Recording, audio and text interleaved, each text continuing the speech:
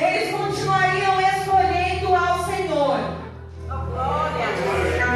E eles eram jovens homens com um passado de vergonha, com uma descendência de vergonha. Mas nós veremos eles declarando: ainda que a terra trema, os montes afundem e se transportem para o meio dos mares, ainda que escondem as águas turbulentas e os montes sejam sacudidos pela sua fúria, nós não temeremos, porque eles sabiam quem era o Deus a quem eles serviam.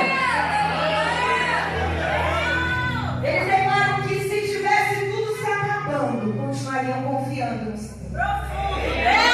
E aí eu preciso dizer aqui nessa noite que o nosso problema é que muitas vezes nós dizemos que confiamos no Senhor, nós dizemos que servimos ao Senhor, nós dizemos que representamos o seu reino, mas será que nós conhecemos ao Senhor de fato com a intensidade que nós temos declarado com a nossa boca?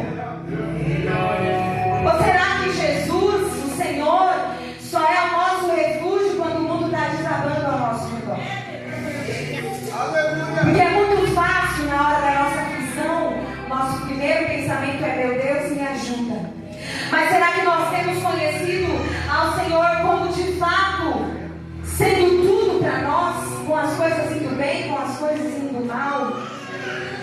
Porque hoje a gente tem gastado horas do nosso dia, horas da nossa vida trabalhando, que a gente precisa trabalhar. A gente gasta horas do nosso dia estudando para aprender uma nova profissão. A gente gasta horas do nosso dia, muitas vezes, fazendo alguma coisa que a gente gosta, aquilo que a gente chama de nosso hobby. A gente gasta horas do nosso dia proseando com alguém. Nós mulheres, a gente entende muito bem de falar, mas quando se trata de nós separarmos que seja meia hora do nosso dia para a gente ter um tempo de qualidade com o Senhor, aí já não dá mais. Estou muito cansado, tem muita coisa para fazer. Hoje eu corri demais, não vai dar tempo, vou deitar aqui mesmo, eu vou falar algumas palavrinhas com o Senhor. Durante os nossos afazeres, a gente até ora entre uma coisa e outra.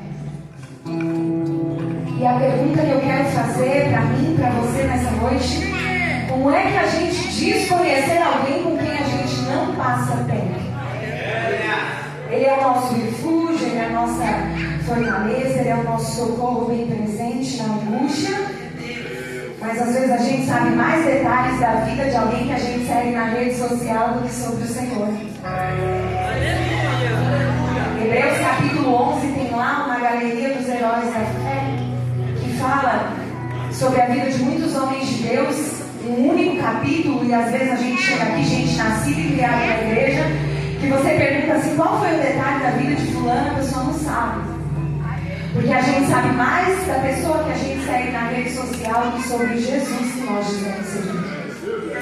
E eu sei que muitas vezes, quando nós estamos numa festividade, a gente às vezes até tem esquecido de pedir isso, mas a gente tem que pedir por salvação de almas. Mas eu entendo que Jesus está voltando e nós temos que firmar os nossos passos. E é por isso que muitas vezes o Senhor nos corrige, porque quando Ele voltar e aquela trombeta soar, Ele quer nos levar com Ele. É por isso que Ele nos corrige. E muita gente pensando que estar aqui sobre o altar, cantando, pregando, estar aí no meio da igreja regente,